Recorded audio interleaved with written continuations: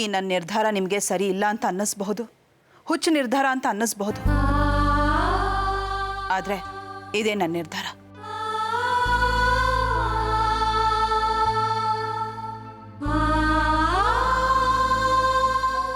ಈ ಮನೆಯಲ್ಲಿ ಯಾರು ನನಗೆ ಯಾವ ಉಪಕಾರ ಮಾಡಿದ್ದಾರೆ ಹೇಳಿ?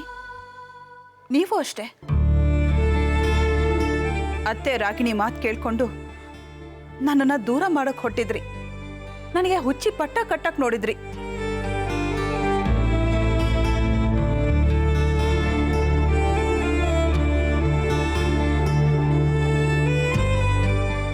ಈ ಬದುಕೆ ಬೇಡ ಅನ್ನೋ ಪರಿಸ್ಥಿತಿಲಿದ್ದಾಗ ನನ್ನ ಜೊತೆ ನಿಂತ್ಕೊಂಡಿದ್ದು ಅಂಜಲಿ.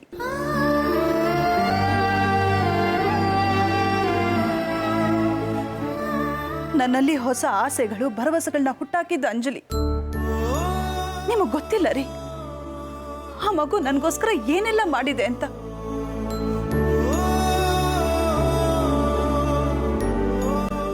ಅನಾಥಾಶ್ರಮದಿಂದ ಮಗು ಕರ್ಕೊಂಡು ಬರೋಣ ಅಂತ ಹೇಳಿದ್ ನಾನು. ಆದ್ರೆ ಹಾಗೆ ಮಾಡಕ್ ಹೇಳಿದ್ದೆ ಆ ಮಗು ರೀ.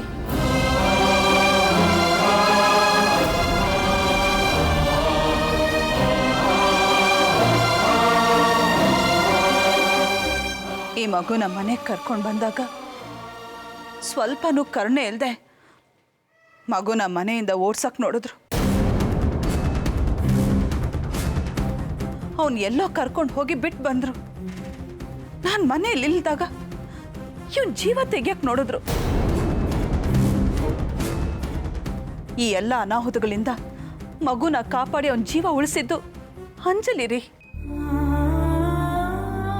ಅಮ್ಮ, ತುಂಬಾ ಥ್ಯಾಂಕ್ಸ್ ಅಮ್ಮ. ನಿಂಗೆ ನನ್ನ ಮೇಲೆ ಎಷ್ಟೊಂದು ಪ್ರೀತಿ. ಎಲ್ರ ಮುಂದೆ ನನ್ನ ಗುಡ್ಗಲ್ ಅಂತ ಹೊಗಳ್ತಿದ್ಯಾ. ನಂಗೆ ತುಂಬಾ ಖುಷಿ ಆಯ್ತಮ್ಮ.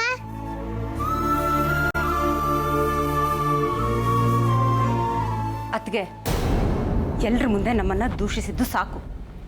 ನೀನು ಆ ಭೂತನ ವಶೀಕರಣ ಮಾಡ್ಕೊಂಡಿದ್ಯಾ.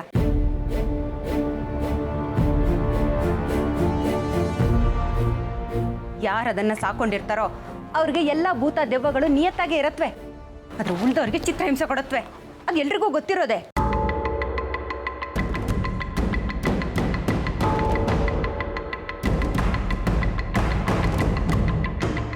ಇಲ್ಲ, ಅಂಜಲಿ ಸ್ವಭಾವ ಹಾಗಿಲ್ಲ.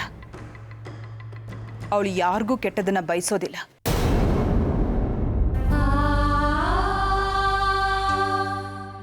ಸಾಕು ನಿಲ್ಸಿ.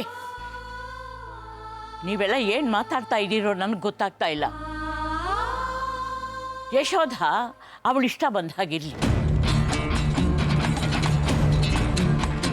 ಅವಳು ಹೇಗೆ ತನ್ನ ನಿರ್ಧಾರ ಬದಲಾಯಿಸೋದಿಲ್ವೋ ಹಾಗೆ ನಾನು ನನ್ನ ನಿರ್ಧಾರನ ಬದಲಾಯಿಸೋದಿಲ್ಲ.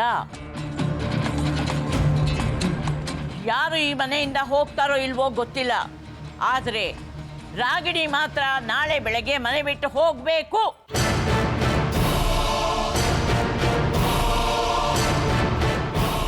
ಇದರಲ್ಲಿ ಯಾವ ಬದಲಾವಣೆನೂ ಇಲ್ಲ.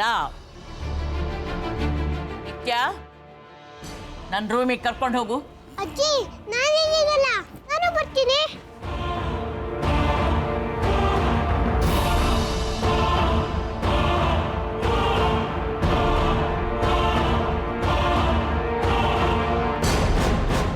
ಅಂತೂ ಮುದುಕಿ ಆ ರಾಗಿಣಿಗೆ ಗೇಟ್ ಪಾಸ್ ಗ್ಯಾರಂಟಿ ಮಾಡೇ ಬಿಟ್ಲು. ಇನ್ನೀ ಆಸ್ತಿನ 7 ಹೆಡೆ ಸರ್ಪ ಥರ ಕಾಯೋ ಗೋಜೆ ಇಲ್ಲ. ಮುದುಕಿನ ಏಮರ್ಸಿ ಸುಲಭವಾಗಿ ಆಸ್ತಿನ ನಮ್ಮ ಹೆಸರಿಗೆ ಮಾಡ್ಕೊಳ್ಳೋದು ನೀರು ಕುಡ್ದಷ್ಟು ಸುಲಭ.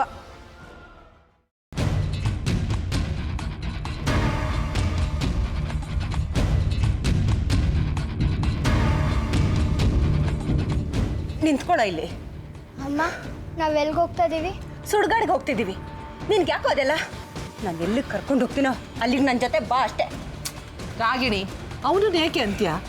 ಚಿನ್ನು, ಹೋಗಿ ಆಟಾಡು, ಹೋಗು ಬಾ.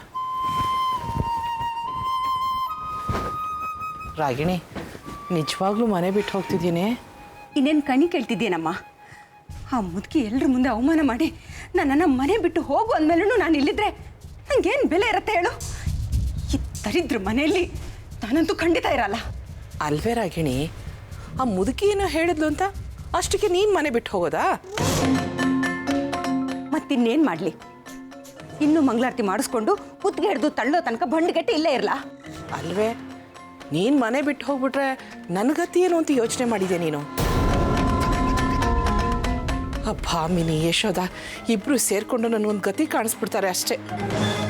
ಏನು ಮಾಡೋದಮ್ಮ? ಎಲ್ಲ ನಾವು ಅಂದ್ಕೊಂಡಾಗೆ ನಡೆದಿದ್ದಿದ್ರೆ ಈ ಮನೆ ಸವಾಸನೆ ಬೇಡ ಅಂತ ನನ್ನ ಜೊತೆ ನಿನ್ನನ್ನು ಕರ್ಕೊಂಡು ಹೋಗ್ತಿದ್ದೆ. ಆದರೆ ಹಾಗಾಗ್ಲಿಲ್ವಲ್ಲ. ಅಲ್ಲ ಕಣೆ ರಾಗಿಣಿ, ನಿನ್ಗಿಷ್ಟೆಲ್ಲ ಅವಮಾನ ಮಾಡಿರೋ ಮುದುಕಿನ ಹಾಗೆ ಬಿಟ್ಟು ಹೊರಟೋಗ್ತೀನಿ.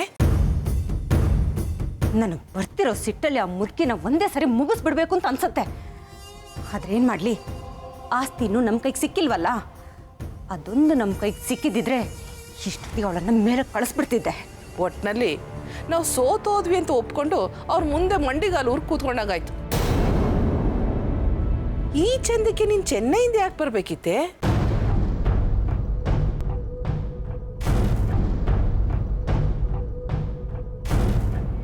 ಇಲ್ಲಿರೋನೆಲ್ಲ ಆಳ್ತ್ಯಾ, ಅಂಕೆನಲ್ಲಿ ಇಟ್ಕೊಂತ್ಯಾ, ಆಸ್ತಿ ಒಡವೆ ಜಮೀನೆಲ್ಲ ನಮ್ಮ ಹೆಸರು ಬರುತ್ತೆ, ನಾವೆಲ್ಲ ಸಂತೋಷವಾಗಿರ್ಬೋದು ಅಂತ ಎಷ್ಟೆಲ್ಲ ಕನ್ಸು ಕಟ್ಟಿದೆ ಕಡೆ. ಆದರೆ ಈಗ ಗಾಳಿನಲ್ಲಿ ಗುದ್ದಿ ನೋವು ಮಾಡ್ಕೊಂಡಂಗಾಯ್ತು. ಹೌದಮ್ಮ, ನಾನು ಸೋತೋಗ್ಬಿಟ್ಟೆ. ಆ ಏಕಚಿತ್ ಭೂತ ನನ್ನನ್ನು ಸೋಲಿಸ್ಬಿಡ್ತು. ನನ್ನ ಕೈಲಿ ನಾನು ಏನೂ ಮಾಡೋಕ್ಕಾಗಲಿಲ್ಲ. ಅಮ್ಮ, ದಯವಿಟ್ಟು ನನ್ನನ್ನು ಕ್ಷಮಿಸ್ಬಿಡು. ಏ ಹೋಗ್ಲಿ ಬಿಡೆ, ಇಷ್ಟಕ್ಕೆಲ್ಲ ಇಷ್ಟ್ಯಾಕೆ ಬೇಜಾರು ಮಾಡ್ಕೊತ್ಯಾ? ಇವತ್ತಲ್ಲ ನಾಳೆ ಆಸ್ತಿ ನಮ್ಮ ಹೆಸರು ಬಂದೇ ಬರುತ್ತೆ. ಆದರೆ ಎಲ್ಲರ ಮುಂದೆ ನಾವು ಸಣ್ಣವರಾಗ್ಬಿಟ್ವಲ್ಲ, ನಮ್ಮ ಬದುಕು ನಗೆ ಪಾಟ್ಲಾಗೋಯ್ತು, ದೊಡ್ಡ ಅವಮಾನ ಆಗೋಯ್ತು. ಇದನ್ನಂತೂ ನಾವು ಯಾವತ್ತೂ ಮರೆಯೋಕ್ಕಾಗಲ್ಲ ಕಣೆ. ಆ ನೋವು ಆಕ್ರೋಶ ನನ್ನಲ್ಲೂ ಕುದೀತಾ ಇದೆ ಅಮ್ಮ. ನಾನು ಹಾಗೆ ಮನೆ ಬಿಟ್ಟು ಹೋಗಲ್ಲ. ಹೋಗೋಕ್ ಮುಂಚೆ ಆ ಯಶೋಧನ್ಗೆ ದೊಡ್ಡ ಬಹುಮಾನ ಕೊಟ್ಟೆ ಹೋಗ್ತೀನಿ. ನಮಗ್ ಮಾಡಿದ ಅವಮಾನಕ್ಕೆ ತಕ್ಕ ಪಾಠ ಕಲಿಸೆ ನಾನು ಈ ಮನೆ ಬಿಟ್ಟು ಹೋಗೋದು. ಆ ಭೂತಕ್ಕಂತೂ ನನ್ನ ಪಾಠ ಕಲ್ಸಕ್ಕಾಗಲಿಲ್ಲ. ಆದರೆ ಆ ಯಶೋಧ ಜೀವನ ಪರ್ಯಂತ ಮರಿಬಾರ್ದು ಅಂತ ಪಾಠ ಕಲಿಸ್ತೀನಿ.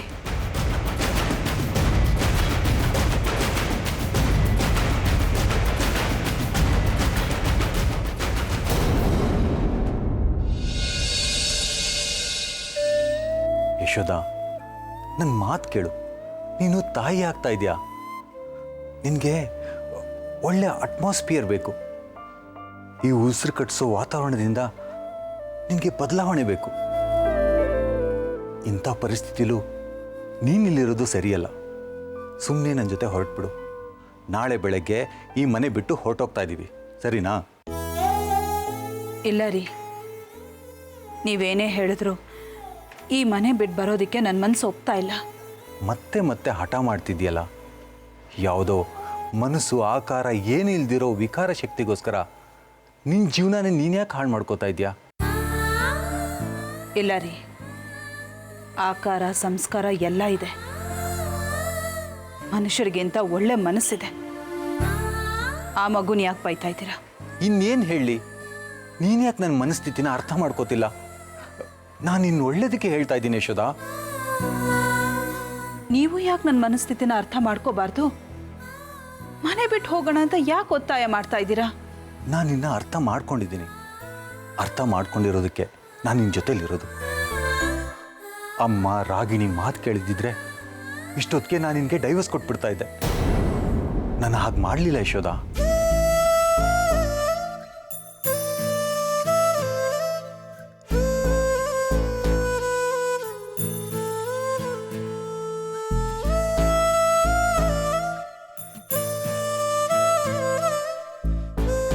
ಅನಾಥಾಶ್ರಮದಿಂದ ಮಗುನ ತರೋಣ ಅಂತ ಹೇಳಿದೆ. ತಕ್ಷಣ ನಾನು ನಿನ್ನ ಆಸೆನ ಈಡೇರಿಸಿದೆ. ನಿನಗೆ ಮಾನಸಿಕ ಸಮಸ್ಯೆ ಇದೆ ಅಂತ ನನಗೆ ಅನಿಸ್ತಿತ್ತು. ಆದರೆ ಎಲ್ಲರೂ ಥರ ನಾನು ನಿನ್ನ ಹುಚ್ಚಿ ಅಂತ ಹೇಳಲಿಲ್ಲ. ಹಗಲು ರಾತ್ರಿ ಹಾಸ್ಪಿಟ್ಲಲ್ಲಿ ನಾನು ನಿನ್ನ ನೋಡಿಕೊಂಡೆ. ಇನ್ನೂ ಅರ್ಥ ಮಾಡ್ಕೊಳ್ಳೋದು ಅಂದರೆ ಏನು ಹೇಳು? ನಿಜ ರೀ. ಇದನ್ನೆಲ್ಲ ಅರ್ಥ ಮಾಡಿಕೊಂಡು ನನ್ನ ಗಂಡ ನನಗೆ ವಾಪಸ್ ಸಿಕ್ಕಿದ್ರಲ್ಲ ಅಂತ ನನಗೆ ತುಂಬ ಸಂತೋಷ ಆಯಿತು, ತುಂಬ ಖುಷಿ ಪಟ್ಟೆ. ಆದರೆ ಯಾವುದನ್ನು ಅರ್ಥ ಮಾಡ್ಕೋಬೇಕು ಅದು ನಿಮ್ಗೆ ಅರ್ಥನೇ ಆಗ್ತಾ ಇಲ್ವಲ್ಲ. ಅತಿ ಮಾನುಷ್ಯ ಶಕ್ತಿನ ಅರ್ಥ ಮಾಡ್ಕೊಳ್ಳೋ ಪ್ರಯತ್ನನೇ ವ್ಯರ್ಥ. ಅದರ ಅಗತ್ಯ ನಮಗಿಲ್ಲ. ಈಗಾಗಲೇ ನಿನಗೆ 2 ಮಗು ಹೋಗಿದೆ. ಈ ಒತ್ತಡ, ಈ ಯೋಚನೆಯಲ್ಲೇ ನೀನಿದ್ರೆ ಈ ಮಗುನು ನಮಗೆ ದಕ್ಕಲ್ಲ. ಇಲ್ಲ ರೀ, ಈ ಸಲ ನನ್ನ ಮಗು ಜೀವಂತವಾಗೇ ಹುಟ್ಟತ್ತೆ. ಅದಕ್ಕೆ ನೀವೆಲ್ಲರೂ ಭೂತ ಅಂತ ಹೇಳ್ತಿದ್ದೀರಲ್ಲ, ಅದೇ ಕಾರಣ ಆಗತ್ತೆ. ಅವಳೇ ನನ್ನ ಮಗುನ ಉಳಿಸ್ಕೊಡ್ತಾಳೆ. ಭೂತ ಪ್ರೇತಕ್ಕೆ ಒಳ್ಳೆ ಮನಸ್ಸಿರುತ್ತೆ ಅಂತ ಯಾರೂ ಹೇಳಲ್ಲ. ಅದು ಕೆಟ್ಟದ್ದನ್ನೇ ಮಾಡೋದು. ಇಲ್ಲ ರೀ, ನೀವು ಅಂದ್ಕೊಂಡಿರೋದು ಸುಳ್ಳು. ಹಾಗೆ ಎಲ್ಲರೂ ಕೆಟ್ಟವರೇ ಆಗಿದ್ರೆ ಸತ್ತೋದ ನಮ್ಮ ಅಪ್ಪ ಅಮ್ಮನ ಫೋಟೋ ಇಟ್ಕೊಂಡು ನಾವು ಪೂಜೆ ಮಾಡ್ತಿರ್ಲಿಲ್ಲ. ವರ್ಷಕ್ಕೊಂದ್ಸಲ ಅವ್ರನ್ನ ಕರೆದು ಅವ್ರಿಗೆ ಎಡೆ ಇಡ್ತಿರ್ಲಿಲ್ಲ, ಶ್ರಾದ್ದ ಮಾಡ್ತಿರ್ಲಿಲ್ಲ. ಅವ್ರು ಒಳ್ಳೇದನ್ನ ಮಾಡ್ತಾರೆ ಅನ್ನೋ ನಂಬಿಕೆಯಿಂದ ತಾನೇ ನಾವು ಇದನ್ನೆಲ್ಲ ಮಾಡೋದು. ಯಶೋದ, ನಿನ್ನ ಪ್ರಶ್ನೆಗೆ ಉತ್ತರ ಕೊಡೋ ಪರಿಸ್ಥಿತಿಲಿ ನಾನಿಲ್ಲ. ನಾಳೆ ಬೆಳಗ್ಗೆ ಮನೆ ಬಿಟ್ಟು ಹೋಗೋದಂತೂ ಗ್ಯಾರಂಟಿ. ಇಡೀ ರಾತ್ರಿ ಯೋಚನೆ ಮಾಡ್ತಾ ನಿದ್ದೆಗೆಡಬೇಡ. ಹೊರಡೋಕೆ ಮೆಂಟಲಿ ಪ್ರಿಪೇರ್ ಆಗು.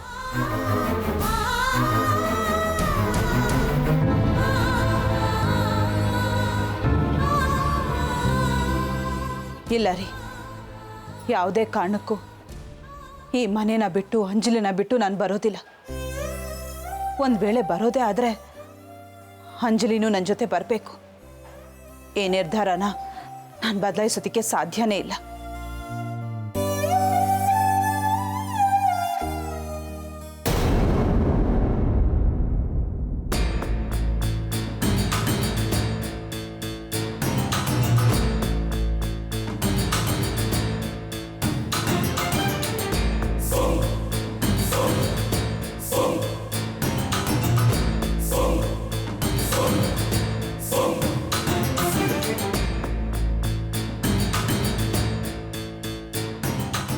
ಯಶೋದ, ಮಗು ಆಗೋಯ್ತು, ಗಂಡನ್ ಗೆದ್ಬಿಟ್ಟೆ, ಇನ್ನೀ ಮನೆಯಲ್ಲಿ ನಿಂದೇ ಚಕ್ರಾಧಿಪತ್ಯ ಅಂತ ಮಂಡಿಗೆ ಮುರಿತಿದ್ಯಾ?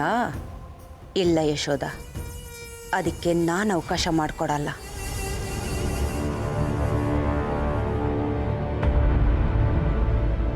ನಿನಗೆ ಮಗು ಆಗಬೇಕು ಅಂತಲೇ ನಾವು ಕಂಡು ದೇವರಿಗೆ ಪ್ರಾರ್ಥನೆ ಮಾಡ್ಕೊಂಡಿದ್ವಿ. ಆದರೆ ನೀನು ನನ್ನನ್ನು ಪೊಲೀಸ್ ಸ್ಟೇಷನಲ್ಲಿ ಕೊಳೆಯೋ ಹಾಗೆ ಮಾಡಿ ದೊಡ್ಡ ಅವಮಾನ ಮಾಡಿಬಿಟ್ಟೆ. ಆ ಭೂತನ ವಶೀಕರಣ ಮಾಡಿಕೊಂಡು ನನಗೆ ಕೊಡಬಾರ್ದ ಕಷ್ಟ ಕೊಟ್ಬಿಟ್ಟೆ. ಜೀವನ ಪೂರ್ತಿ ನೀನು ಆ ಭೂತದ ಜೊತೆನೇ ಇರಬೇಕು. ನಿನ್ನ ಹೊಟ್ಟೆಯಲ್ಲಿ ಯಾವ ಮಗುನೂ ಹುಟ್ಟಬಾರ್ದು. ಮಗು ಅಲ್ಲ, ಯಾವ ಹುಳನೂ ಹುಟ್ಟಬಾರ್ದು.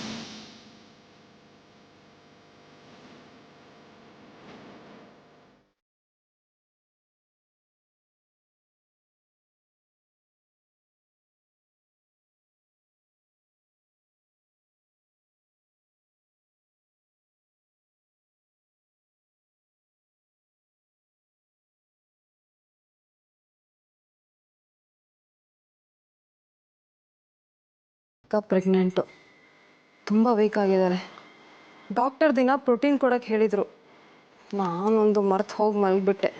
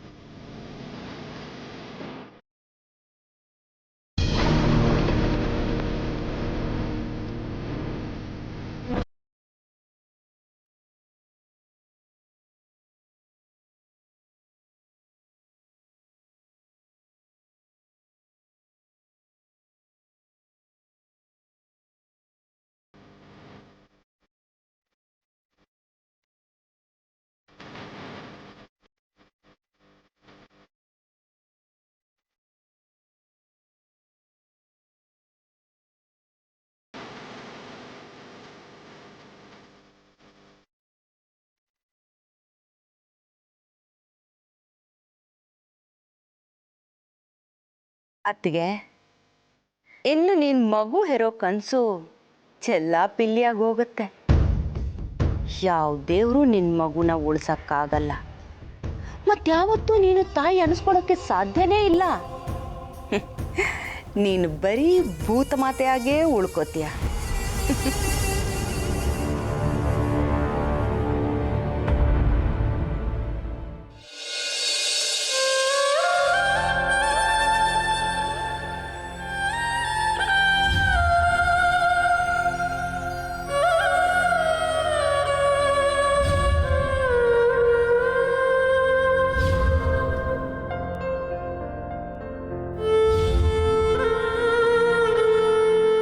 ಅಂಜಲಿ ಜೊತೆ ನನಗಿರೋ ಭಾವನಾತ್ಮಕ ಸಂಬಂಧ ಇವತ್ತು ನಾನು ಈ ಸ್ಥಿತಿಯಲ್ಲಿ ಇರೋದಕ್ಕೆ ಅವಳೇ ಕಾರಣ.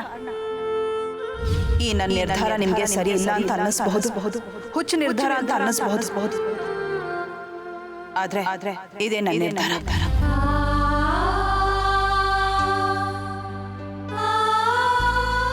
ಅಮ್ಮಂಗೆ ಹೊಸ ಪಾಪು ಬರುತ್ತಂತೆ. ನಾನು ಅದನ್ನ ನೋಡಕ್ಕಾಗತ್ತೋ ಇಲ್ವೋ? ಎಲ್ಲರೂ ಮನೆ ಬಿಟ್ಟು ಹೋಗ್ತಾರಂತೆ. ಅಮ್ಮಂಗೆ ಹೊಸ ಪಾಪು ಬರುತ್ತೆ. ಅಮ್ಮನ ಜೊತೆ ತಮ್ಮ ಇರ್ತಾನೆ. ನಾನು ಅಮ್ಮಂಗೆ ಬೇಕಾಗೇ ಇರಲ್ಲ.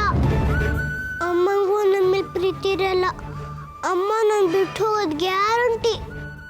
ಅಮ್ಮ ನಾಳೆ ನಾನು ಬಿಟ್ಟು ಹೊರಟೋಗ್ತಾಳೆ. ಒಂದ್ಸರಿ ಮುದ್ದು ಮಾಡಮ್ಮ ಅಂತ ಕೇಳ್ತೀನಿ.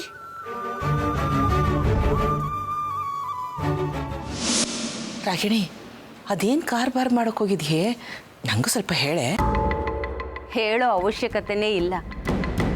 ಬೆಳಿಗ್ಗೆ ನಿಂಗೆ ಗೊತ್ತಾಗತ್ತೆ, ನೋಡ್ತಾ ಇರು. ಅಯ್ಯೋ, ಬೆಳಿಗ್ಗೆ ತನಕ ಕಾಯೋಂಥ ತಾಳ್ಮೆ ನನಗಿಲ್ಲ ಕಣೆ. ಪ್ಲೀಸ್ ರಾಗಿಣಿ, ಅದೇನು ಮಾಡಿದಿ ಅಂತ ಹೇಳೆ.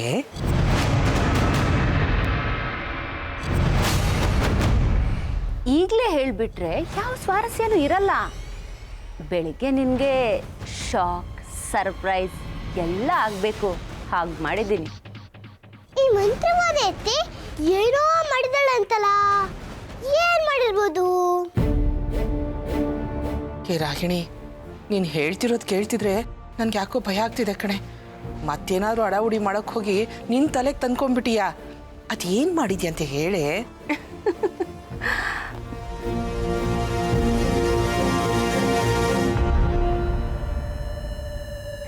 ನೀನು ಗಾಬರಿ ಆಗೋಂಥದ್ದು ಏನೂ ಇಲ್ಲ. ಅಥವಾ ಇದನ್ನು ನಾನು ಮಾಡಿದ್ದೀನಿ ಅಂತಲೂ ಯಾರಿಗೂ ಗೊತ್ತಾಗಲ್ಲ. ಪ್ಲೀಸ್ ರಾಗಿಣಿ, ಸುಮ್ಮನೆ ನನ್ನ ತಾಳ್ಮೆನ ಪರೀಕ್ಷೆ ಮಾಡಿಬಿಡ. ಅದೇನು ಮಾಡಿದ್ಯಾ ಅಂತ ಹೇಳು, ಅದು ನಿನಗೆ ಗೊತ್ತಾಗಬೇಕು. ಅಮ್ಮ, ಭೂತನ ವಶೀಕರಣ ಮಾಡಿಕೊಂಡು ನಮಗೆ ಕೊಡಬಾರ್ದ ಕಾಟ ಕೊಟ್ಲಲ್ಲ ಆ ಯಶೋದ, ಅವಳಿಗೆ ತಕ್ಕ ಶಾಸ್ತಿ ಮಾಡಿದ್ದೀನಿ.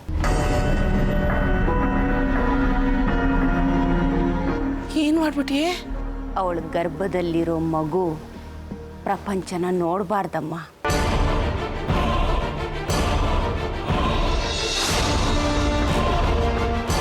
ಅದಕ್ಕೆ ಇವತ್ತೇ ಕೊನೇ ದಿನ.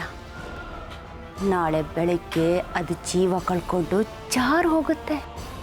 ಏನು ಹೇಳ್ತಿದ್ಯಾ ನೀನು? ಯಶೋದನ ಹೊಟ್ಟೆಲಿರೋ ಮಗು ಸಾಯೋ ಹಾಗೆ ಮಾಡಿದ್ಯಾ? ಅವಳಿಗೆ ಏನು ಕೊಟ್ಟೆ ನೀನು?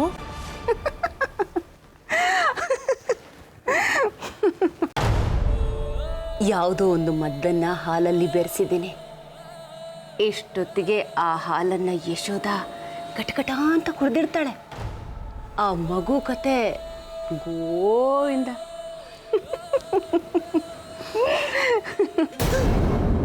ಅಯ್ಯೋ